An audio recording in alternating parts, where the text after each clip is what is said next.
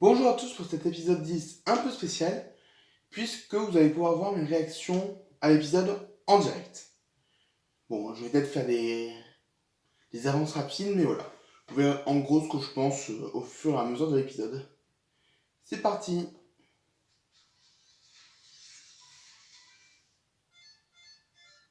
On va passer le générique parce que même s'il est cool, on le connaît. Faudra que j'en parle du générique peut-être. Mais bon, on verra. C'est parti. C'est en VO. En vrai, c'est une bonne idée parce que le sport rassemble. Donc,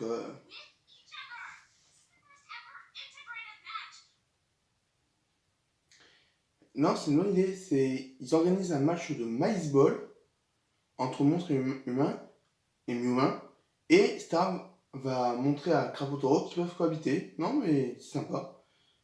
Il me semble que c'est les humans d'un côté et les monstres de l'autre, mais voilà. Mais en attendant, c'est une bonne idée. L'épisode commence bien. Il n'y a pas de truc débile pour l'instant. On verra ce qu'il y a après. Ouais, les choses ont changé. Parce que dans l'épisode précédent, il disait que ça faisait à peu près un an que c'était comme ça. En un an, je trouve qu'il se passe pas beaucoup de choses. Mais en même temps, il y a des choses qui sont pas. Je sais pas.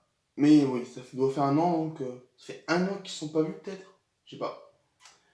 On voit quand ça continue. En fait, je trouve qu'ils ont quand même un truc bizarre avec le maïs. C'est maïs.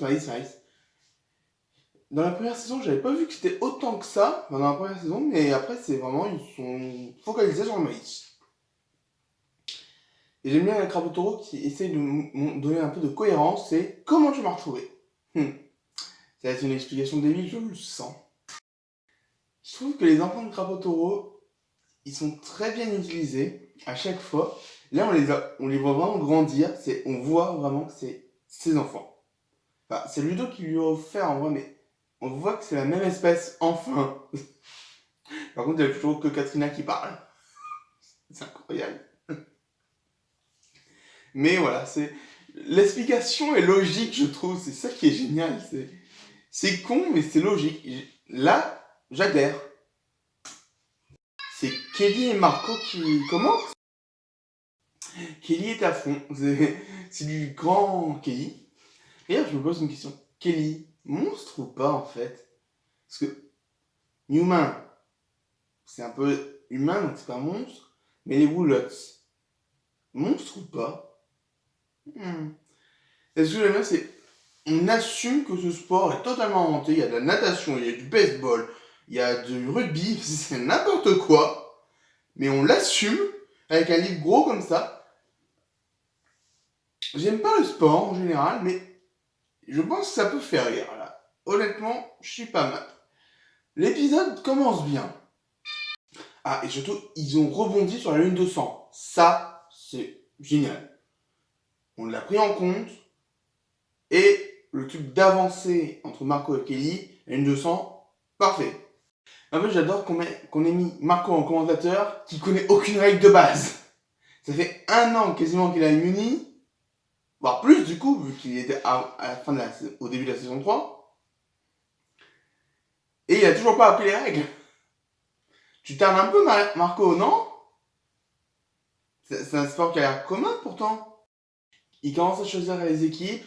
Les monstres vont prendre les monstres. Enfin, le premier choix d'un monstre, c'est un monstre. Le premier choix d'un humain, ça va être un humain. J'en suis sûr et certain. Ça va être comme ça pour toute l'équipe et Krapotoro aura raison. J'ai envie de le parier. On va faire une petite avance rapide et on verra. C'était certain. C'était certain. Allez maintenant, Star, il fait un petit discours sur la ségrégation. On verra ce que ça donne. Donc en fait, elle fait pas de discours. Mais on voit donc que Météora attaquer tout le monde. Je sais pas quoi en penser. Et on voit donc Katrina en train de. Comment dire ça? De pactiser avec une petite humaine. On sent que ça va être pour la génération future. On le sent le message de l'épisode. Mais est-ce que c'est mauvais? On verra. La dispute commence entre tout le monde. J'adore. On aime tellement le baseball qu'on l'a inventé. Et nous, on l'a perfectionné. What? Ça prouve que c'est débile, mais c'est vrai. Kelly veut sauver le baseball. J'adore deux choses sur cette petite courte scène. Hein. Mais Kelly embrasse Marco. Ça joue. Et il rougit. Est-ce qu'il y a encore une chance? On sait que ça s'amène sur un couple star Marco, mais j'ai encore un petit espoir. Et ensuite, j'adore quand on ouvre un livre, en plein milieu, c'est toujours le chapitre 1 ou la page qu'on a besoin. On a très peu besoin de chercher. Et il ouvre vraiment le livre en plein milieu, le livre des règles Marco, et chapitre 1. Ça, c'était le prologue. On voit des petits humains, des petits monstres qui commencent à aller quelque part. Là, t'as un monstre qui fait « Mais vous allez où ?» Dis-le que vous allez jouer. On le voit venir, que c'est juste pour jouer au baseball, mais bon. Et qui ça, tu sers à rien? Tu cherches encore Météora? Non mais sérieux? Je te comprends pas. C'est n'importe quoi. C'est toi qui l'as organisé ou pas ce match? Parce que là, en tant que reine, t'es nul dans cet épisode, franchement. Ah, par contre, t'es une mère comme ça, hein. Bon, t'arrêtes pas de perdre ta fille, hein, moitié monstre. Mais t'es une mère comme ça. Et donc là, Crapaud Taureau, il vient de dire, oui, c'est pas un endroit sûr pour les enfants. Là, il va remarquer qu'il n'y a pas ses enfants. Ils vont les chercher. Les humains vont le remarquer aussi. Et ils vont les voir jouer tous ensemble au baseball. Les enfants bœufs. Enfin, les enfants Crapaud Taureau. Taureau peut-être, je sais pas. Il y a vraiment une préférence pour Katrina. C'est incroyable. D'ailleurs, dans les autres épisodes, il y avait donc deux tatars qui étaient collés. L'un avait les jambes en haut et l'autre en bas. J'ai pas vu ça avec les enfants. Est-ce qu'il y en a deux qui sont... Faut que je continue de voir. Ben, j'en parle, ils arrivent. C'est incroyable. Voilà. Les règles ont l'air tellement compliquées. Si tu tapes avec le pied gauche, tu gagnes 3 points. Mais s'il pleut le mardi, c'est 4. Qui a inventé ce jeu? Les humains, vous êtes sérieux là? Vraiment? Vous êtes fiers de ça?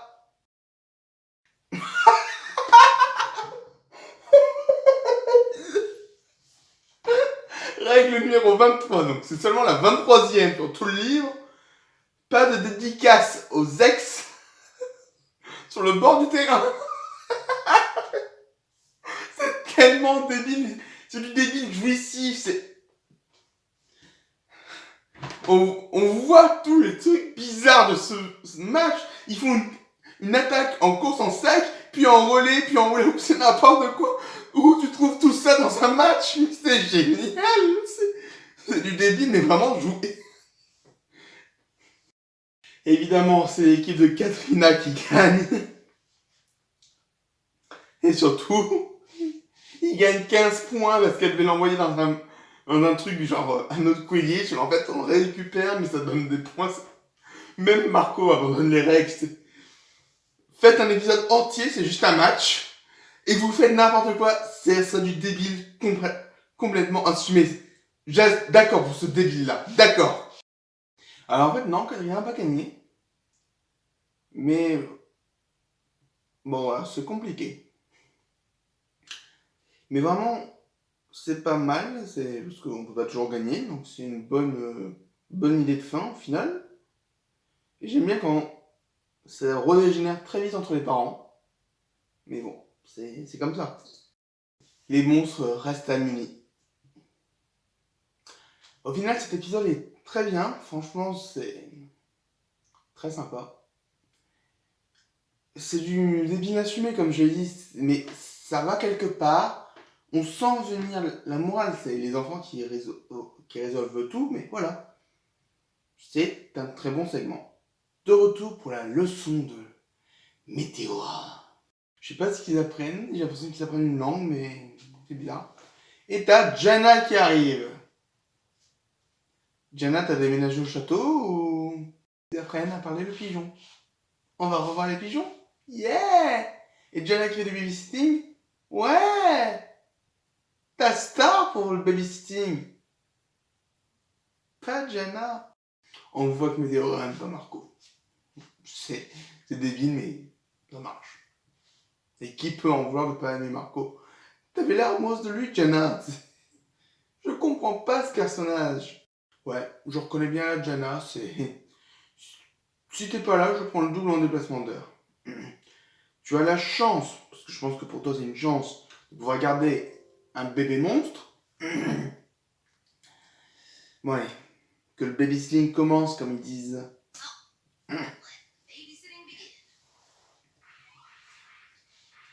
Évidemment, elle joue. Donc, on a un bébé, Jana et Glossaric. Glossaric qui a l'air de draguer un peu Météora. Météora, juste avant qu'il arrive, Météora fait un tour de tête. Je pensais que ça allait partir sur une parodie de l'exorciste. Ça aurait été drôle. Là, ils mettent Glossaric. Glossaric qui va raconter une journée. Donc, Glossaric donne des leçons à Météora. Point à bas. Météora a l'air de bien le comprendre. Je sais pas comment ça marche la croissance bébé monstre, mais bon. Et là, il vient d'ouvrir un portail avec son pied. Ça va être Météora et Glossaric. Et Jana qui remarque rien, qui balance avec son pied, tout ça. Un portail, ça se voit, hein, non? Mais bon, elle a fait un triple burger. Elle tourne dans les plaines du temps. Ils peuvent remonter le temps. Alors déjà, Glossaric peut remonter le temps, mais que tout seul. Ça sort de leur cul, mais c'est incroyable. Ils trouvent pas le père du temps. Du coup, ils vont aller voir Reynaldo. Alors, je viens à peine de voir sur le sous-titre ce que c'est Reynaldo. Mais pour moi, Reynaldo, c'est dans Steven Universe. Les deux trucs allaient pas ensemble. Mais bon. Il paraît que ça est le caron de cette dimension. Pourquoi ils doivent remonter le temps? Je sais vraiment pas quoi dire parce que ça a l'air débile. Pour une fois que Glossaric parle pas en énigme, c'est Reynaldo qui parle en énigme. Fait tout en rime. Et ils doivent remonter à l'ère des butterflies. Les butterflies ont duré très longtemps, donc c'est pas très précis comme indication.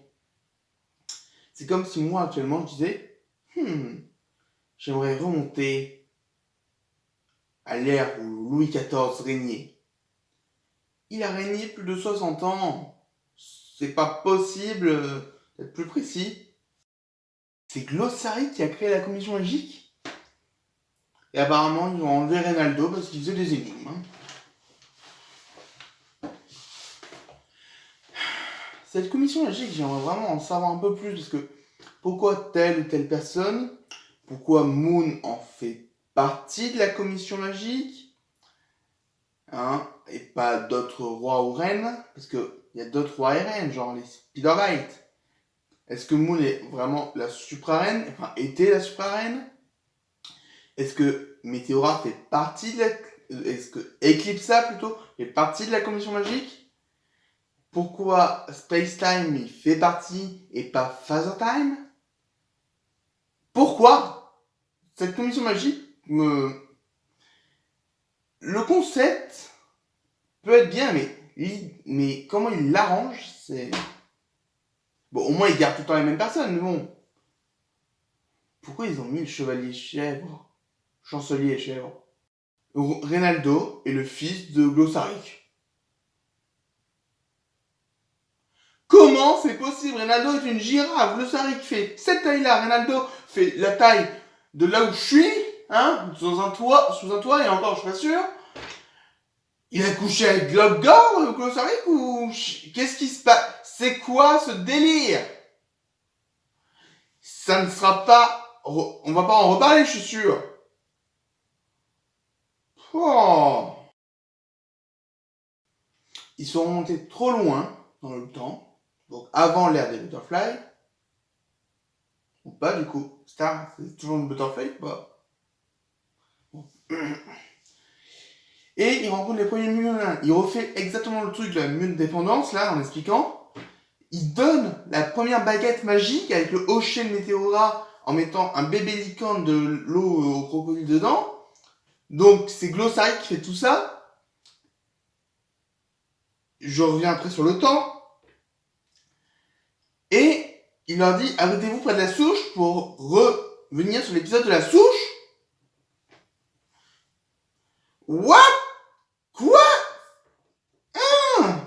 Ça veut dire que Glossary a fabriqué le temps à partir de ce moment-là. Les voyages dans le temps comme ça, c'est bizarre. C'est n'importe quoi. Pour moi, il détruit le temps, mais en fait, non. Donc tout ce qui arrive tout le temps à Muni, c'est de la faute de Glossary qu'on peut dire. Sans lui, il n'y aurait rien eu. C'est quoi ce délire? Bon, il avoue que Reynaldo est son fils. Glossary dit à Météora de ne pas avoir d'enfant. Et comment tu perpétues une lignée avec ça? Mais En fait, c'est Glossary le méchant de la série depuis le début. L'épisode nous l'apprend. Là, ils arrivent avec les gens comme Tofi. On va revoir Tofi. Je vous le vois sur l'image. Donc, Tofi a cassé le premier bras de Glossary parce qu'elle l'aura cassé. Il a eu cassé le deuxième. Là, Météora a fait son truc magique avec les yeux qui enlève l'âme. L'âme n'est pas enlevée. D'habitude, ça se fait en 1 seconde. Là, ça ne se fait pas. C'était un bébé, c'était pour ça. Mais c'est pour ça que Tofi n'aime pas la magie. C'est pour ça, à cause de Glossary, que Tofi n'aime pas la magie.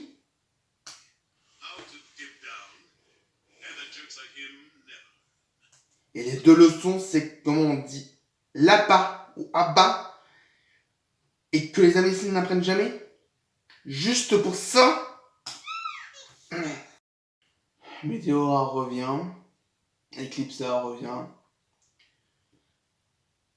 Elle a dû se battre avec les pigeons, c'est pas possible. Bon, au moins, on les a pas eus. Et t'as Météora qui fait ding dang là-bas. Et Météora comprend papa.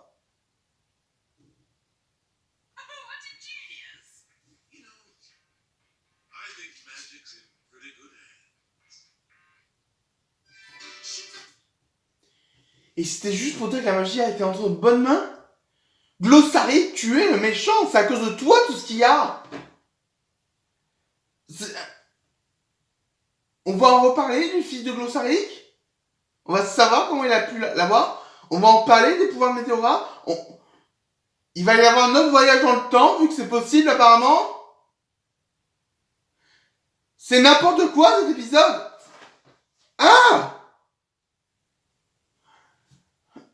Le deuxième segment est nul. Le premier segment, ça allait, c'était génial. Peut-être pas génial, mais c'était très bon. Le deuxième, je vais mettre un demi-pouce en l'air et un demi-pouce en bas. Voilà. Parce que là, c'est totalement ce qui a besoin. C'est n'importe quoi. Vous êtes dit, on va faire un voyage dans le temps, mais vous n'avez pas réfléchi.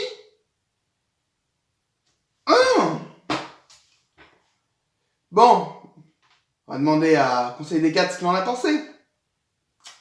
J'espère que pour lui, il a eu une meilleure expérience de visionnage que moi. En attendant, au revoir et à bientôt. Alors, épisode 10. Je trouve cet épisode encore sympathique, mais il a des défauts, enfin, surtout le segment B a des défauts, ce qui est bien dommageable. Bon, moi, il passe vite, c'est déjà ça. Au moins, on ne sent pas le temps passer, parce que franchement, si on sentait le temps passer en plus, oui.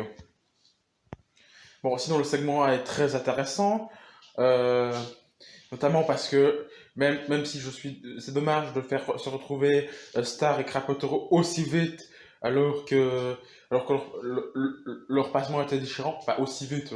On a quand même mis assez bien d'épisodes avant qu'ils se retrouvent, mais quand même. Euh, ouais, ça fait bien au moins 11 épisodes que Krapotro n'était pas revenu, je crois. En tout cas, voilà, et que ça ne sert pas à grand chose sauf à sa Captain Meteora dans cet épisode. Là, juste pour dire, on aurait pu s'en passer, franchement. Par contre, c'est marrant un peu ce qu'en font Kelly et Marco. Je trouve le gag va pas très loin, mais il est sympa. Voilà, et puis on met un peu en avant leur relation comme ça, c'est bien. Et puis voilà. Et puis, bon, on dégrade pas trop Marco, au moins avec ce gag, c'est déjà ça. Non, c'est mieux que ce qu'on fait d'autres épisodes. Et puis bon, c'est très intéressant, même si je suis pas d'accord que c'est forcément la nouvelle génération qui est la moins raciste, qui peut tout amener. Bon, je suis pas d'accord avec ce message, parce que c'est pas parce que moi, que ce soit qu'on critique une génération, que ce soit les vieux ou les jeunes, j'aime pas trop ça, parce que je trouve qu'il y a des tares dans toutes les générations.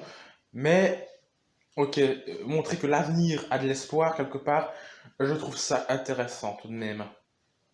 Voilà. Donc oui, voir que c'est les enfants qui montrent ça, qui montrent l'exemple, et qui montrent que les humains et les monstres s'entendent, c'est très intéressant. Et puis bon, même à la fin, où on voit que ça échoue parce que il y a toujours les humains et des monstres adultes qui se disputent, au moins on montre on montre en arrière-plan certains humains et certains adultes qui s'entendent bien avec certains monstres adultes, donc c'est très intéressant. Bon, sinon le segment B il n'est pas du tout ennuyeux, mais il gâche pas mal de trucs. Genre voilà. Bon, on m'a un peu spoilé l'univers étendu, donc je vous fais de même. En gros, c'est Glossarik, c'est un peu le dieu de cet univers, en gros, parce que c'est lui qui a tout créé dans cet univers. Et on dit, dans la baguette, et on voit dans cet épisode, les membres du commissariat, on le dit, bon, on peut interpréter comme ça, que genre, ah oui, il a créé, il a fondé, quoi. Mais non, non, quand on reconnaît l'univers étendu, on comprend bien qu'il veut dire qu'il a créé tous les membres. Et or, aucun le considère vraiment comme son père. Voilà, on voit jamais Capou, Romblus, etc. considérer Glossarik comme un père, mais il y a un type qui a été viré du commissariat, enfin c'est ce que j'ai compris, qui lui l'appelle papa. Voilà, c'est bizarre. Et puis ça gâche un peu parce que on voit le Tuffy pour le fan service, et elle ne sert pas à grand chose.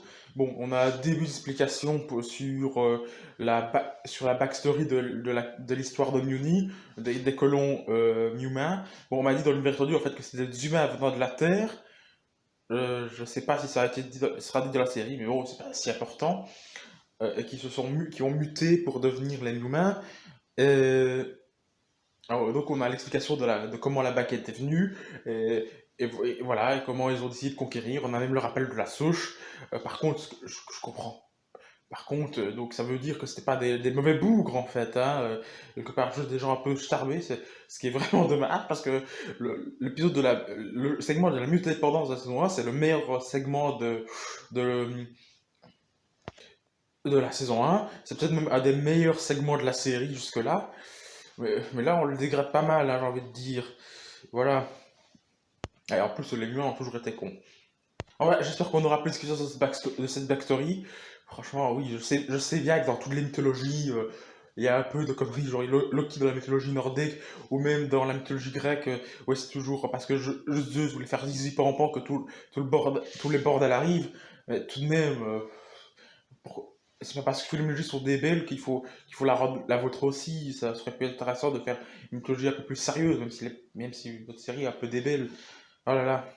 Enfin bref. Et en plus, j'ai pas compris. C'est peut-être parce que je regarde en anglais, hein, mais j'ai pas compris la leçon que Glossarik voulait apprendre. En tout cas, le mettra du papa à la fin. Ah ouais, juste petite chose. Ah ouais, en plus, on n'apprend pas comment Tuffy était sa magie. Il était déjà à ce moment-là. Donc, ce côté-là, c'est juste pour le service. Il leur dit. Ah ouais, juste petite chose.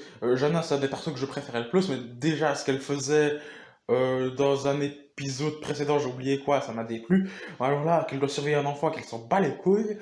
Oh, bon, je pense que ça a du mal à apprécier le personnage.